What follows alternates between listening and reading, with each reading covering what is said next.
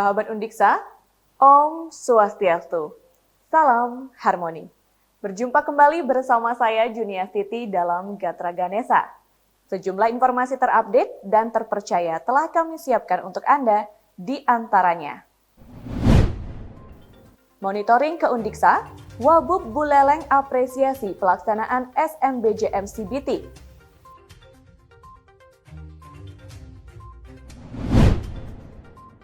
Undiksa kembali dipercaya sebagai pelaksana PPG tahun 2022.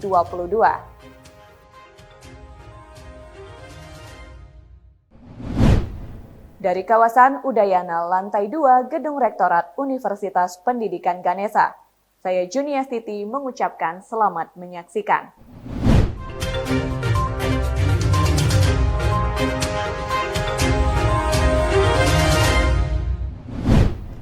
Universitas Pendidikan Ganesa Undiksa menggelar seleksi masuk bersama jalur mandiri komputer based test SMBJM CBT untuk penerimaan mahasiswa tahun akademik 2022-2023. Pelaksanaan ujian ini mendapat monitoring dari pimpinan daerah Kabupaten Buleleng, Kejaksaan Negeri Buleleng, Polres Buleleng, Kodim 1609 Buleleng, dan Ombudsman Republik Indonesia Perwakilan Bali Kamis kemarin. Ujian ini diberikan apresiasi karena berjalan disiplin dan tetap menerapkan protokol kesehatan.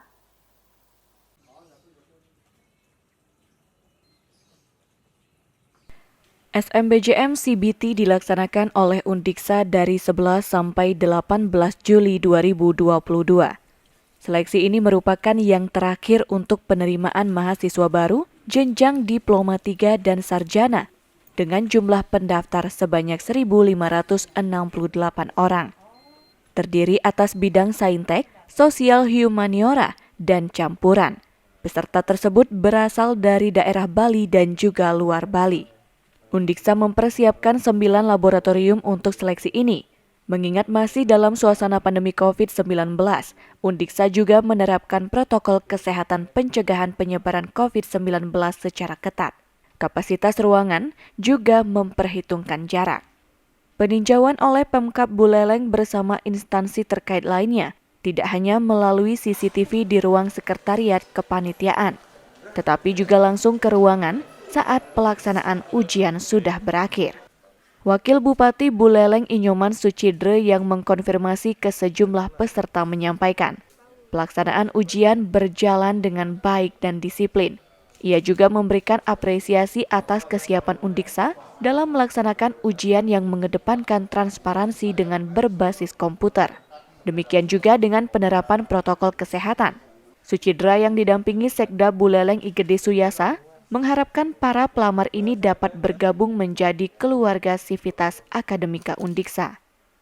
Ya, jadi kita monitoring evaluasi ya tadi dari ruang monitor itu. Gimana anak-anak itu menjawab soal-soal yang disiapkan melalui komputer ya. Jadi luar biasa sekali mereka mengerjakan ini dengan disiplin, dengan penuh tanggung jawab. Nah, jadi kami diajak berkeliling tadi dan ini luar biasa ya. Tadi dari pemantauan kami itu hampir seluruh anak-anak yang mengikuti tes ini dapat melaksanakan mengikuti kegiatan tes ini dengan baik. Ya, mereka bisa menjawab soal-soalnya dan mudah-mudahan mereka bisa sukses. Itu. Jadi luar biasa dan ini setelah kita tanya-tanya semua ini dari berbagai daerah datang.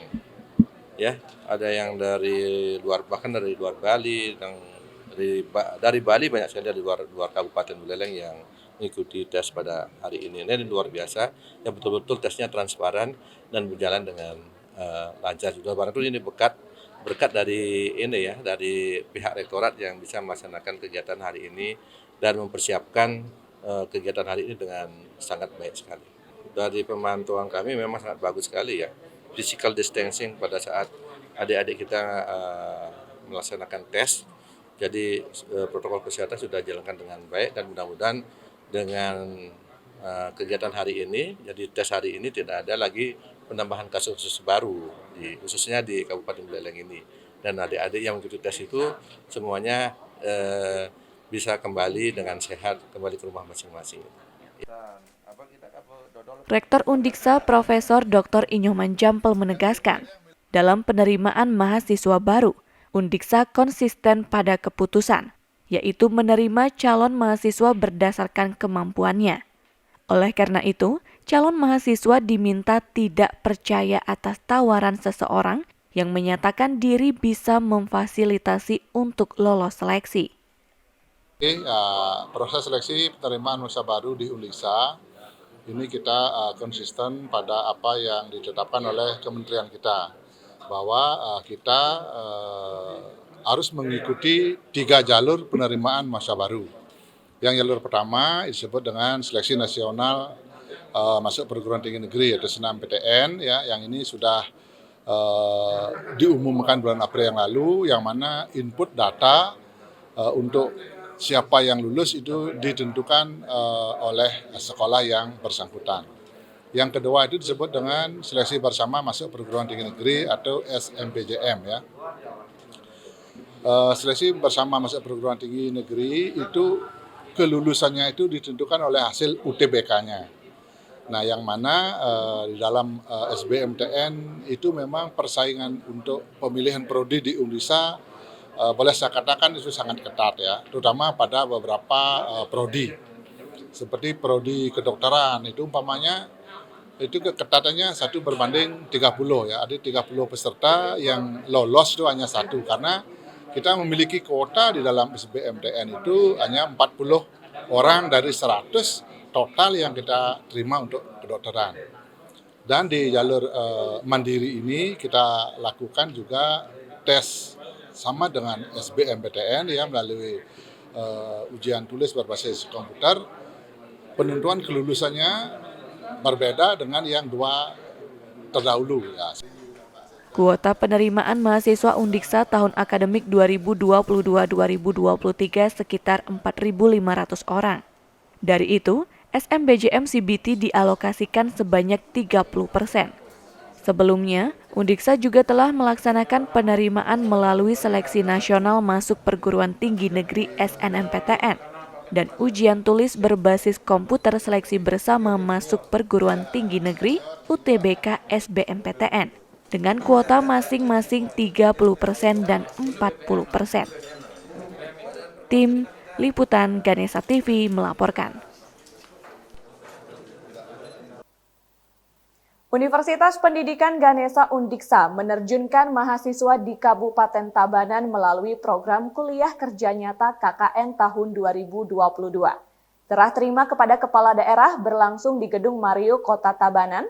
Kehadirannya di Desa Mahasiswa diharapkan dapat mendukung pembangunan daerah melalui berbagai program.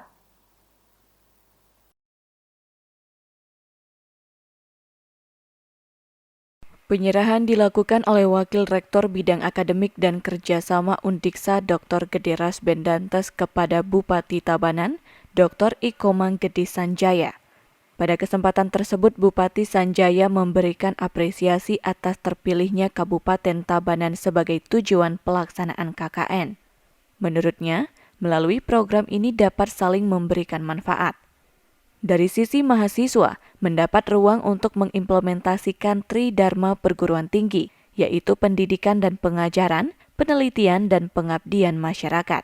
Sedangkan dari desa dapat menerima hal-hal edukatif dari mahasiswa. Jadi memang sudah merupakan sebuah kewajiban untuk melaksanakan tugas KKN ini. Karena bagian dari jenjang akhir mengikuti perkuliahan di universitas ini KKN. Habis itu KKN biasanya segera menyusun skripsi biasanya.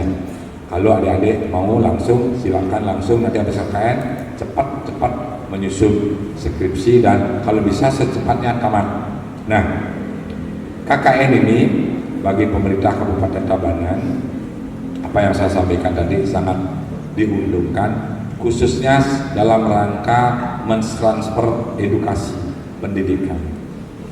Jadi adik-adik yang menimpa ilmu pengetahuan selama 3-4 tahun, ada yang sampai 5 tahun di kampus, saatnya lah terjun langsung di tengah-tengah lapangan untuk mempraktekkan ilmu pengetahuan yang didapat.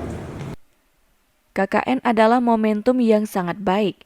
Mahasiswa diharapkan untuk ikut mentransformasi visi misi ini dalam ilmu pendidikan di lapangan. Terdapat 5 program pemerintah Kabupaten Tabanan Nangun Satkertilo ke Bali melalui pola pembangunan semesta berencana. Program tersebut terdiri atas sandang dan papan, pendidikan kesehatan, jaminan sosial tenaga kerja, kelestarian bidang agama dan budaya, pariwisata, serta infrastruktur.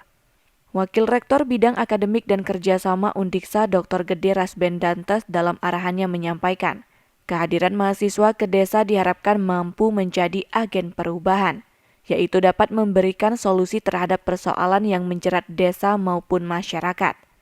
Terdapat 5 tema program yang dapat dijadikan pilihan mahasiswa untuk diimplementasikan, yaitu pengurangan risiko bencana, implementasi iptek atau teknologi tepat guna, dalam pengelolaan sumber daya manusia dan lingkungan yang berkelanjutan, pengembangan dan peningkatan SDM, pengelolaan sampah berbasis sumber, dan penguatan kesehatan masyarakat pasca COVID-19. Ditegaskan, program KKN adalah salah satu bentuk implementasi kebijakan Merdeka Belajar dan Kampus Merdeka MBKM. Dalam hal ini, mahasiswa dapat belajar dari masyarakat dan dapat menjadikan desa sebagai tempat belajar. KKN ini adalah salah satu kegiatan kuliah kerja nyata di mana adik-adik diajarkan untuk bisa bersosialisasi bermasyarakat dalam kaitannya dengan paradigma Merdeka Belajar Kampus Merdeka. Adik-adik bisa belajar dari siapapun gitu ya. Setiap orang adalah guru, setiap tempat adalah sekolah. Jadi adik-adik bisa belajar dari siapapun, tidak melihat kualifikasi akademiknya apa. Kita bisa belajar dari pengalaman yang mereka miliki. Dan yang paling penting adalah bagaimana kita bisa memaknai pengalaman-pengalaman dari orang-orang yang bisa kita temui nanti di masing-masing desa, di mana adik-adik nanti bertugas atau di mana adik-adik nanti ditempatkan dalam melaksanakan kegiatan kuliah kerja nyata. Kemudian yang kedua, Bapak Rektor juga berpesan bahwa institusi akademik atau perguruan tinggi tidak boleh menjadi menara gading. Jadi belajar sendiri, melaksanakan kegiatan sendiri, apa yang disampaikan oleh Pak Bupati terkait dengan tridharma, baik itu pendidikan, pengajaran, penelitian, dan pengabdian kepada masyarakat. Tetapi universitas harus ikut berkontribusi dalam pembangunan daerahnya, yang kita mulai dari pembangunan desa sebagai unit terkecil di daerah kita di Provinsi Bali. Nah, oleh karena itu adik-adik dalam melakukan kegiatan nanti dalam program kerjanya sudah pasti harus berkolaborasi, harus berdiskusi dengan para kepala desa atau masyarakat yang ada di sana untuk kita mensinergikan program-program kerja kita dengan apa yang dibutuhkan oleh masyarakat. KKN kali ini diikuti oleh 947 orang mahasiswa yang terbagi di 57 desa. Program ini berlangsung selama 1 bulan. Acara serah terima dihadiri pula oleh Ketua Lembaga Penelitian dan Pengabdian Masyarakat Undiksa Dr. Iketut Sudiana, Kepala Pusat KKN Iputu Panca Adi. Selain itu, sejumlah pejabat di lingkungan pemerintah daerah Kabupaten Tabanan serta kepala desa. Tim Liputan Ganesha TV melaporkan. Universitas Pendidikan Ganesha Undiksa kembali dipercaya sebagai pelaksana pendidikan profesi guru PPG dalam jabatan PPG Daljab kategori 1 tahun 2022. Peserta program nasional ini mencapai 1000-an orang terdiri atas 12 bidang studi.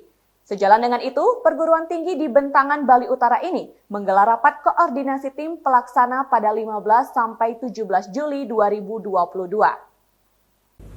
Salam. Rapat yang berlangsung di Kuta Kabupaten Badung dihadiri oleh Wakil Rektor Bidang Akademik dan Kerjasama Dr. Gede Rasbendantes, Wakil Rektor Bidang Kemahasiswaan, Hubungan Masyarakat dan Alumni, Profesor Dr. Iwayan Swastra, Keduanya didampingi oleh Kepala Biro Umum dan Keuangan Niluhwayan Yasmiati dan Kepala Biro AKPK Imadiasa. Pada kesempatan itu, Rasben Dantes memberikan apresiasi atas tim pelaksana yang sudah berkomitmen untuk menyukseskan PPG, termasuk juga dalam pelaksanaan PPG sebelumnya yang sudah berjalan dengan baik. Ia berharap pelaksanaan PPG bisa terus berkontribusi dalam meningkatkan kualitas guru ke depan, sebagai salah satu critical point untuk selanjutnya mampu menghasilkan sumber daya manusia unggul. Sementara itu, Wakil Rektor Iwayan Suwastra menekankan pentingnya komitmen dari tim pelaksana PPG Undiksa. Ia mengharapkan seluruhnya dapat bekerja sesuai dengan tanggung jawab dan selalu memberikan pelayanan yang terbaik untuk para peserta. Komitmen, kemudian tanggung jawab dari teman-teman panitia atau tim dalam pendidikan profesi guru ini sangat membanggakan ya bagi Universitas Pendidikan Ganesha. Dari beberapa penyelenggaraan PPG itu semua berjalan dengan baik, kemudian kita juga bisa memberikan layanan yang terbaik kepada seluruh peserta atau ke seluruh mahasiswa pendidikan profesi guru. Begitu juga dari para dosen, kemudian instruktur juga bisa memberikan pengetahuan, pengalaman. Mudah-mudahan penyelenggaraan PPG di Universitas Pendidikan Ganesha ini bisa berkontribusi untuk terus meningkatkan kualitas guru ke depan. Dan saya berharap juga pendidikan profesi guru ini ke depan bisa terus melakukan perubahannya, berbenah, untuk kita bisa melihat beberapa pendidikan profesi yang lain seperti pendidikan profesi kedokteran dan lain sebagainya sebagai salah satu contoh. Dan saya juga berpikir bahwa dalam pendidikan profesi guru kita harus benar-benar selalu berpikir bahwa ke depan kita harus terus meningkatkan kualitas guru sebagai salah satu critical point dalam menghasilkan SDM guru, menghasilkan SDM yang unggul ke depan. Koordinator PPG Undiksa IGD Nurjaya menerangkan, peserta PPG kategori 1 sebanyak 1.145 orang, yang terdiri atas 12 bidang studi dan terbagi ke dalam 34 rombongan belajar. Bidang studi tersebut adalah bahasa Bali, bahasa Indonesia, bahasa Inggris, bimbingan dan konseling, IPA, matematika, PG PAUD, PGSD, pendidikan jasmani dan kesehatan, pendidikan Pancasila dan kewarganegaraan, seni rupa, teknik komputer dan informatika. Peserta PPG ini adalah guru yang diangkat sebelum tahun 2015. Ditegaskan, Undiksa sudah sangat siap untuk melaksanakan program nasional ini. Tahapan PPG dilaksanakan secara daring, mulai dari pendalaman materi, pengembangan perangkat, dan praktik pengalaman lapangan PPL sama dengan tahun 2021. Nah, dalam hal kesiapan saya pikir Undiksa sudah sangat siap karena memang kita sudah terbiasa melaksanakan ini. Nah, walaupun tahun 2022 ini juga kita melaksanakan secara daring kan sama dengan tahun 2021. Jadi bisa saya informasikan bahwa PPG dalam jabatan untuk kategori 1 tahun 2022 ini sepenuhnya daring. Jadi dari pendalaman materi, pengembangan perangkat, PPL itu semua daring. Ya. Bahkan PPL-nya dilaksanakan di sekolah tempat guru-guru itu bekerja, bertugas gitu ya. Jadi itu, kira-kira itu. Ya, dan harapan untuk peserta apa, Pak? Nah, harapan saya kepada peserta ini kan karena daring ya, jadi mohon lengkapi diri dengan kemampuan IT.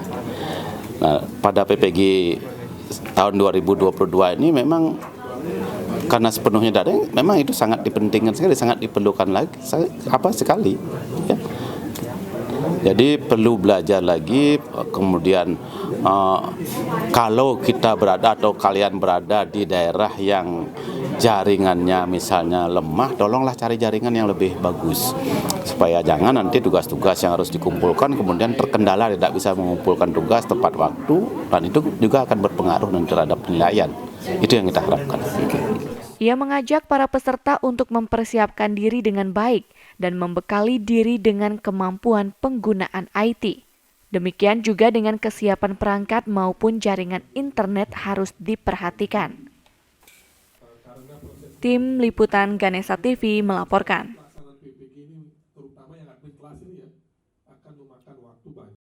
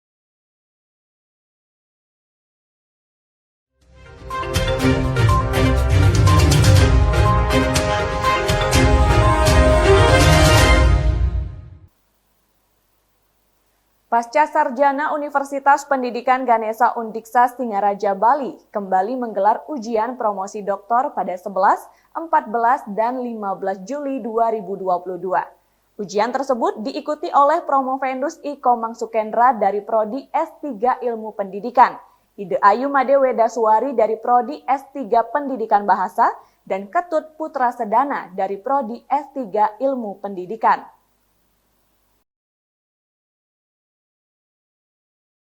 Pada ujian yang berlangsung luring, Promovendus I Komang Sukendra membawakan disertasi berjudul Pengembangan E-Modul Matematika SMA berbasis STEM dan berorientasi soal HOT.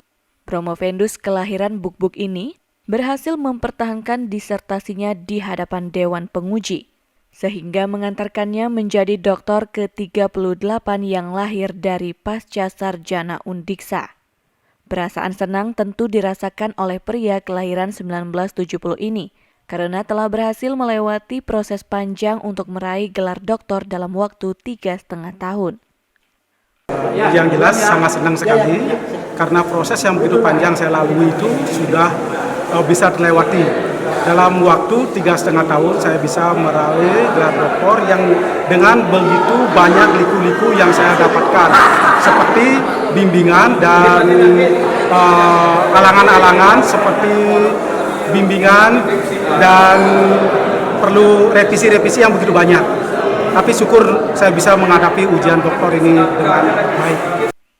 Sementara itu, Promovenda Ide Ayu Made Wedaswari membawakan disertasi yang berjudul Model dan Pola Pembinaan Literasi Sastra pada Komunitas Lentera. Penelitiannya berfokus pada produksi dan apresiasi sastra. Disertasi yang dibawakannya dipertahankan di hadapan Dewan Penguji dan akhirnya mengantarkannya menjadi doktor ke-39 yang lahir dari pasca sarjana Undiksa.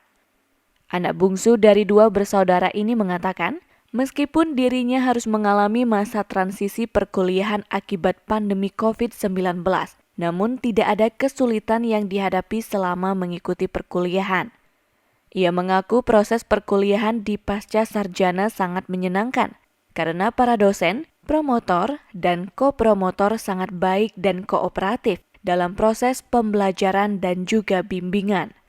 Kedepan, dirinya berharap akan menghubungkan literasi sastra pada komunitas Lentera ini dalam dunia pendidikan untuk dapat digunakan memberikan pengabdian dan memperkenalkan kepada para guru terkait sastra. Perasaannya tentu sangat senang sekali karena selama 3 tahun prosesnya cukup panjang, banyak yang dialami, jatuh bangun untuk menyusun disertasi, revisi-revisi berkali-kali, sampai akhirnya di titik ini tentu akan menjadi sesuatu yang sangat menyenangkan, mengharukan, dan membanggakan. Oke, mungkin bisa disampaikan dasar dari penelitian yang Ibu lakukan ini apa? Penelitian yang dibuat mengenai literasi sastra pada komunitas Lentera, di mana komunitas Lentera itu pada dasarnya lebih berfokus pada produksi dan apresiasi sastra. Oleh karena itu, penelitian tentang literasi sastra harus lebih ditekankan dalam komunitas sastra, dan juga paling tidak komunitas sastra itu harus menggalakkan literasi sastra supaya menumbuhkan yang namanya kegemaran membaca dan menciptakan karya sastra. Karena itu diperkenalkan beberapa model yang berkaitan dengan literasi sastra dan juga pola pembinaannya. Di sisi lain, Promovenda Ketut Putra Sedana yang kerap disapa Dr. Caput membawakan disertasi yang berjudul Persalinan Bayi Menggunakan Metode Lotus Bird dan Praktek Pengasuhannya, studi kasus di Klinik Bersalin Permata Bunda Singaraja. Penelitian tersebut berkaitan dengan proses persalinan alami yang bisa sebagai inisiasi untuk pembentukan karakter anak ke depannya. Disertasi tersebut berhasil mengantarkannya menjadi doktor ke-40 dari pasca sarjana Undiksa. Promovenda yang juga merupakan dokter spesialis kandungan ini mengakui, selama proses perkuliahan kerap mengalami kejadian unik. Ia tidak jarang harus berhenti sejenak dari proses perkuliahan, baik saat presentasi maupun yang lainnya, karena ada panggilan mendadak yang mengharuskannya untuk segera mengambil tindakan kepada pasiennya. Meski demikian, dirinya merasa bersyukur para dosen bisa mengerti dan memahami profesi yang dimilikinya. Itu sudah jelas, karena memang tanggung jawab dan syukurlah para dosen yang memang selama mendidik saya memahami bagaimana profesi saya. Ketika saya melakukan sebuah presentasi pada saat kuliah, tiba-tiba ada panggilan, ya memang presentasi mau tidak mau harus dihentikan demi keselamatan pasien itu sendiri, dan itu sangat dimaklumi sekali oleh dosen kita. Oke, lalu kesannya selama menempuh pendidikan di pasca sarjana Undiksa ini bagaimana Pak? Ya, kesannya tentunya sangat luar biasa ya. Ya, saya pun juga menilai perjalanan yang cukup panjang ini, dan pasti perjalanan ini sangat melelahkan. Namun dengan semangat yang saya miliki, tentunya bisa sampai di tujuan dengan selamat. Ketiga dokter baru ini berharap hasil penelitiannya dapat diaplikasikan di bidang masing-masing dan bisa terus dikembangkan. Direktur Pasca Sarjana Undiksa Profesor Dr. I Gusti Putu Suharta mengaku bangga atas lahirnya 3 dokter baru ini. Ia berharap ketiganya bisa menginspirasi mahasiswa yang lain untuk mempercepat masa studinya. Di samping itu, para pengelola bisa lebih terpacu untuk meningkatkan pelayanan yang terbaik. Tentunya kami atas nama pimpinan sangat bangga ya. Jadi beberapa hari ini kita bisa melahirkan dokter-dokter baru.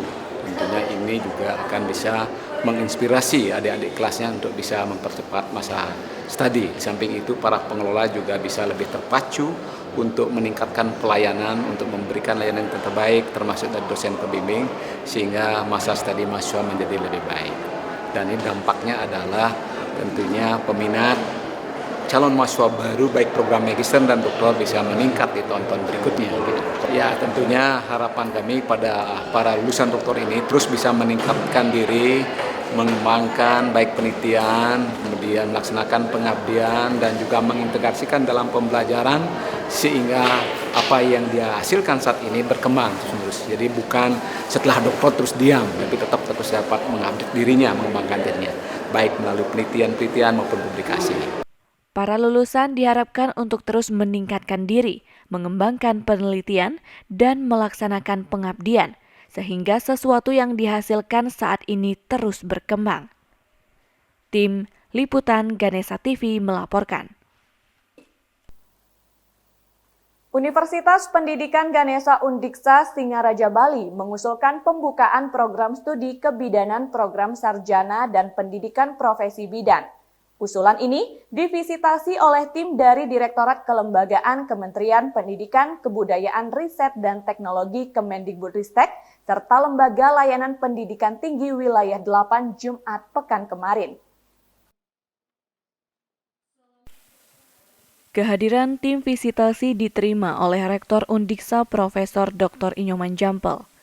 Ia didampingi oleh para wakil rektor, para ketua lembaga, kepala biro AKPK, para dekan, para wakil dekan dan koor prodi di lingkungan Fakultas Kedokteran Undiksa, wakil direktur pasca sarjana, direktur RSUD Kabupaten Buleleng, ketua AIP KIND Korwil Bali, ketua PD IBI Provinsi Bali, kepala PC IBI Buleleng, dan lainnya. Rektor Undiksa Inyoman Jampel menyampaikan, Undiksa saat ini telah memiliki program studi Diploma 3 Kebidanan. Dalam rangka memberikan akses kepada masyarakat yang selanjutnya akan berdampak pada meningkatnya kualitas sumber daya manusia. Undiksa sangat berkebutuhan bahkan berkeinginan untuk memiliki program studi kebidanan program sarjana dan pendidikan profesi bidan. Guna mendukung hal tersebut, ketersediaan dan kesiapan SDM menjadi perhatian utama dan telah dipersiapkan. Selain itu, kurikulum juga menjadi perhatian serius. Penilaian terhadap usulan kita terkait dengan Undiksa sangat berkebutuhan, bahkan berkeinginan untuk memiliki program studi kebidanan program sarjana dan pendidikan profesi bidan. Nah, sekarang alhamdulillah nanti kegiatan evaluasi lapangan ini memberikan kebaikan dan kebahagiaan kepada kita semua. Selain itu, sarana prasarana juga tidak luput untuk menjadi perhatian guna mendukung proses pembelajaran ke depannya. Sementara itu, Ketua LL Dikti Wilayah 8 dalam sambutannya yang diwakili oleh staf menyampaikan, selain meningkatkan akreditasi prodi dan perguruan tinggi, pengusulan prodi baru yang relevan dengan kebutuhan adalah salah satu cara yang dilakukan perguruan tinggi untuk bisa melakukan pengembangan dan menjaga eksistensinya. Dalam hal ini, ada 3 hal penting yang harus diperhatikan, yaitu aspek sumber daya manusia, sarana prasarana, dan kurikulum. Selain meningkatkan akreditasi prodi dan perguruan tinggi, adalah juga mengusulkan atau mengajukan prodi baru yang relevan dengan kebutuhan industri, di mana ada 3 hal penting yang perlu diperhatikan, yaitu aspek sumber daya manusia terkait dengan calon dosen dan tenaga kependidikan yang dicermati kesesuaian kualifikasi akademiknya terhadap program studi yang akan diusulkan. Yang kedua, sarana dan prasarana menjadi sangat penting untuk menunjang pelaksanaan Tridharma perguruan tinggi, sehingga harus disiapkan dan ditangani secara profesional. Yang ketiga, kurikulum hendaknya mengacu kepada kompetensi lulusan dan berpedoman kepada Permendikbud nomor 3 tahun 2020 tentang Standar Nasional Pendidikan Tinggi dan Kerangka Kualifikasi Nasional Indonesia. Di sisi lain, perwakilan Direktorat Kelembagaan Abdul Rosid menjelaskan, evaluasi lapangan dilakukan untuk memverifikasi hasil rekognisi dari evaluasi yang sudah dilakukan, dan juga untuk memastikan dokumen yang telah diunggah sesuai dengan kenyataan yang ada di lapangan. Kami ditugaskan ke sini untuk memverifikasi usulan dalam rangka rangkaian evaluasi yang sudah sampai tahap evaluasi lapangan. Jadi di sini kami mau verifikasi hasil rekomendasi dari desk evaluasi yang sudah dilakukan. Dalam visitasi lapangan ini juga turut hadir oleh Dr. Yanti dari Ikatan Bidan Indonesia, Sinar Pertiwi dari Poltekkes Kemenkes Tasikmalaya, Sefrian Daru, Eko Budi Prasetyo, Osvaldo Sativa Amasta, dan Abdul Rosid dari Direktorat Kelembagaan. Tim Liputan Ganesha TV melaporkan.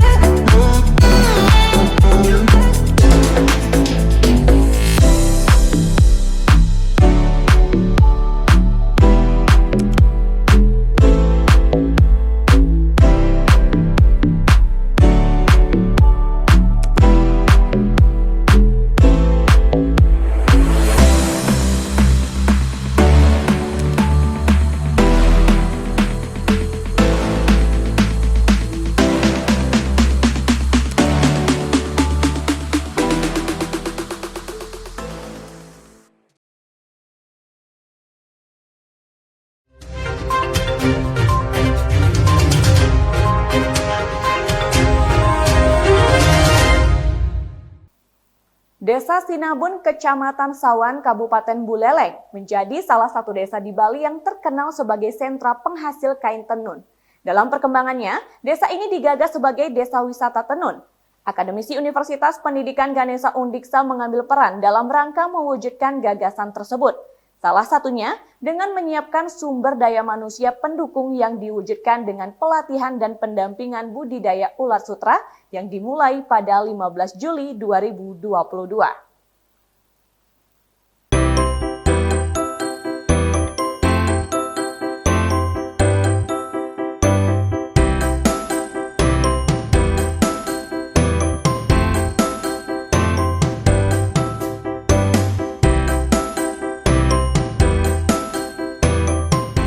Program ini merupakan tahapan skim penelitian terapan unggulan perguruan tinggi PT UPT dan Desa Binaan yang diprakarsai oleh akademisi Dr. Iwayan Karyasa bersama Dr. Made Agus Wijaya, I Gede Putu Banu Astawa. Pelatihan budidaya ulat sutra dipusatkan di Pertenunan Arta Dharma Desa Sinabun yang dikelola oleh Mitra Ketut Rajin.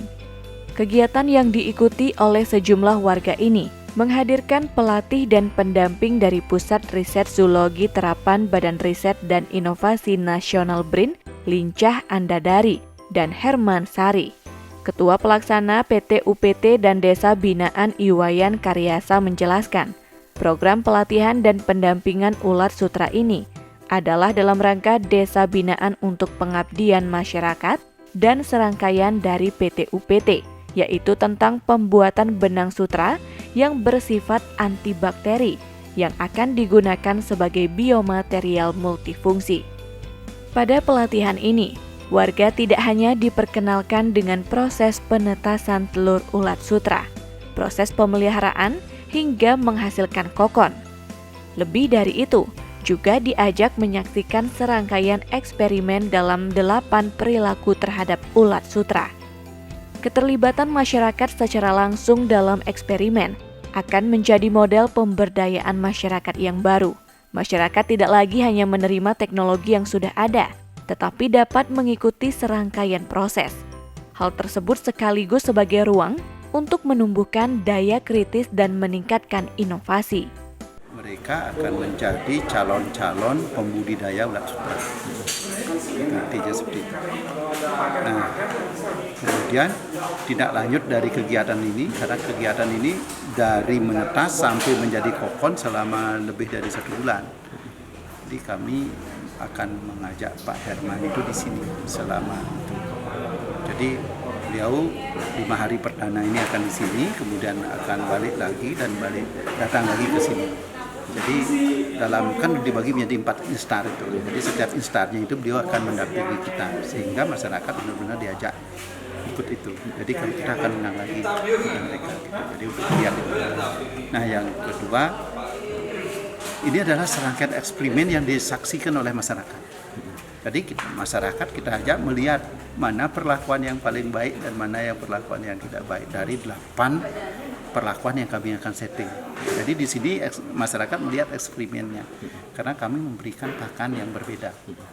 Yang ujung-ujungnya nanti adalah benang sutranya itu adalah antibakteri.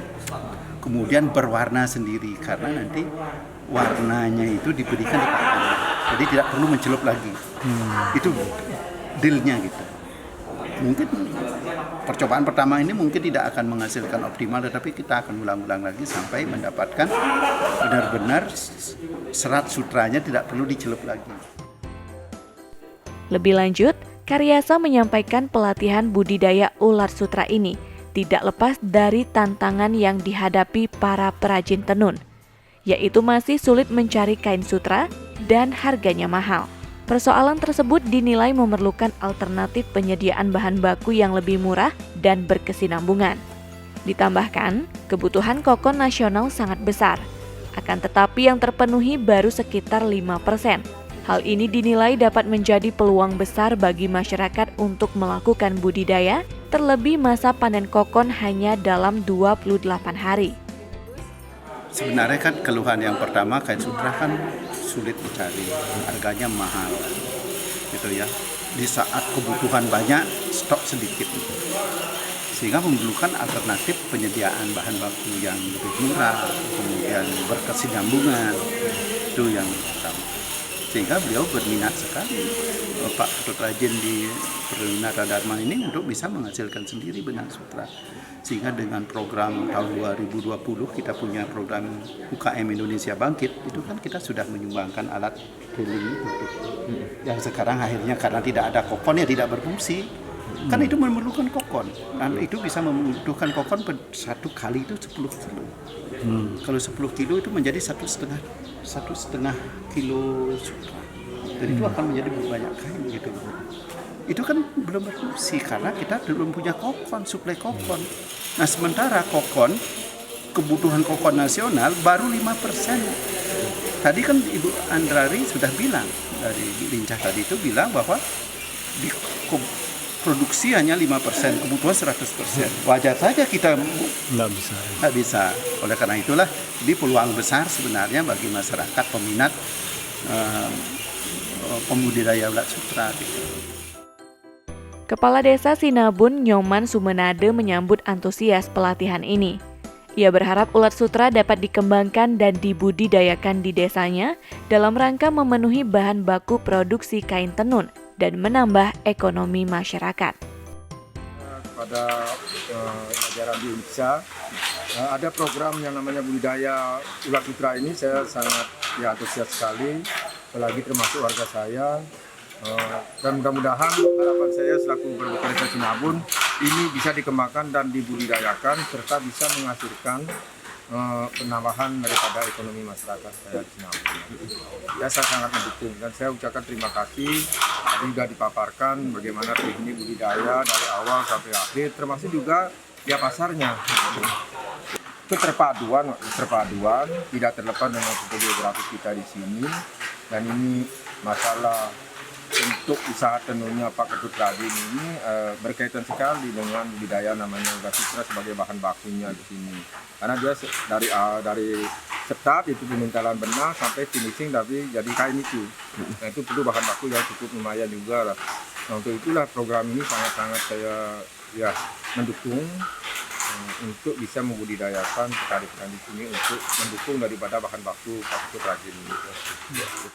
Sementara itu, pelatih dan pendamping dari BRIN Lincah Andadari mengatakan, dilihat dari kondisi wilayah, potensi dan animo masyarakat Desa Sinabun, budidaya ulat sutra optimis untuk dilakukan. Ia menyampaikan tips untuk sukses budidaya ulat sutra sebenarnya sangat sederhana, yaitu tekun dan pemeliharaan sesuai dengan SOP. Edukasi dan bisa menambah juga income masyarakat. Terus dari kepala desanya tadi kelihatannya juga respon umpamanya masyarakatnya bisa malah bisa dijadikan sutra itu jadi unggulan daerahnya. Itu saat kepala desa mengemukakan begitu, kami dari pihak BRIN itu senang dan kami akan mendukung sepenuhnya. Apalagi dengan kepala desa juga tadi menerapkan dengan sistem kelompok. Dan memang kalau dengan sistem kelompok itu saya optimis usaha sutra itu akan berhasil. Mudah-mudahan kolaborasi antara pihak Ganesha dengan BRIN dan juga perajin dan masyarakat di Singaraja ini akan berlanjut dan sukses. Terima kasih. Kegiatan ini dibuka oleh Sekretaris Pusat Pengabdian Masyarakat Lembaga Penelitian dan Pengabdian Masyarakat LPPM Undiksa, Putu Indah Rahmawati. Ia menyatakan LPPM menyambut baik kegiatan transfer teknologi kepada masyarakat, terlebih yang memiliki prospek finansial. Kedepan, diharapkan semakin banyak dosen Undiksa yang hadir di masyarakat dalam rangka transfer pengetahuan melalui program pengabdian masyarakat. Kami sangat menyambut baik kegiatan-kegiatan transfer knowledge dan transfer teknologi seperti ini, karena saya melihat ini ada prospek finansial, ada peluang ekonomi dan peluang bisnis yang bisa diserap oleh masyarakat dari budidaya ulat sutra ini. Tadi saya sudah menyaksikan langsung bagaimana dari perkebunan mulberry ini bisa membantu masyarakat nanti meningkatkan penghasilannya, karena di sini dekat dengan perkebunan, pertanian, sehingga masyarakat bisa berkebun sekaligus bisa menghasilkan ulat sutra ke depannya gitu. Asal masyarakat mau menseriusi bisnis tersebut.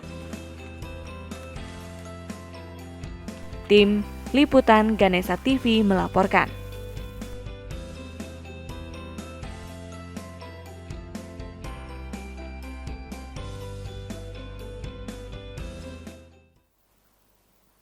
Mahasiswa program pendidikan vokasional seni kuliner Fakultas Teknik dan Kejuruan unjuk kemampuan dengan membuat berbagai kuliner dengan cita rasa khas Nusantara. Berikut kami sajikan untuk Anda.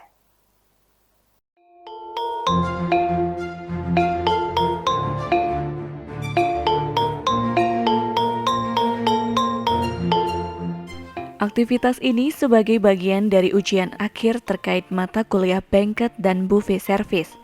Kuliner yang dibuat cukup beragam, terdiri atas hidangan pembuka, hidangan utama, dan hidangan penutup. Kecekatan mahasiswa sudah nampak dari awal, mulai dari pemilihan bahan, pengolahan, hingga menghidangkan. Kuliner yang dihasilkan mampu menggugah selera, membuat tidak sabar untuk mencicipi. Koor Prodi Pendidikan Vokasional Seni Kuliner, Dr. Ide Ayu Putu Hemi Ekayani menjelaskan, mahasiswa yang terlibat adalah mahasiswa semester 6 yang bertugas sebagai waiter dan waitress.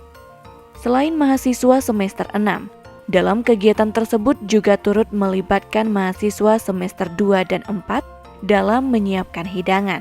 Hal ini dilakukan untuk mengoptimalkan seluruh mahasiswa agar terlibat dan saling berkolaborasi satu sama lain. Hari ini kami dari Prodi Pendidikan Vokasional Seni Kuliner itu melaksanakan ujian akhir terkait mata kuliah banquet dan buffet service. Adapun mahasiswa yang terlibat adalah mahasiswa semester 6 ada 2 kelas A dan kelas B itu ya. Pada hari ini bertugas sebagai waiter dan waitress. Mata kuliah ini itu muncul di semester genap dan ganjil. Gitu ya. Cuman nama mata kuliahnya ada tata hidang restoran, ada buffet dan banquet service. Gitu. Terkait pelaksanaannya, gitu ya, kita melibatkan juga mahasiswa dari semester 2 dan 4. Semester 2 itu adalah mahasiswa yang bertugas untuk menyiapkan hidangannya. Kita berkolaborasi ya. Untuk yang semester 4 menyiapkan untuk rotinya. Jadi kita optimalkan semua kita libatkan tiap semester seperti itu. Kegiatan ini merupakan salah satu mata kuliah kompetensi bagi mahasiswa semester 7 yang akan terjun ke lapangan. Melalui kegiatan ini, diharapkan mahasiswa memiliki bekal yang cukup untuk terjun ke dunia kerja. Salah satu mahasiswa Luhde Ayu Safitri mengaku sangat senang bisa mengikuti kegiatan ini. Ia berharap ke depan kegiatan ini bisa tetap dilaksanakan dan semakin baik lagi, baik dari segi pelayanan ataupun hidangannya. Pesan saya untuk mengikuti mata perkuliahan banquet dan buffet service ini sangat menyenangkan karena dari awal dosen telah memberitahu secara rinci bagaimana kegiatan yang akan kita lakukan hari ini dan event ini berjalan dengan lancar. Tim Liputan Ganesha TV melaporkan. Informasi tadi sekaligus mengakhiri perjumpaan kita dalam Gatra Ganesha. Saya Juniastiti pamit undur diri, tetap patuhi protokol kesehatan. Sampai jumpa. Om Santi Santi Santi Om. Salam harmoni.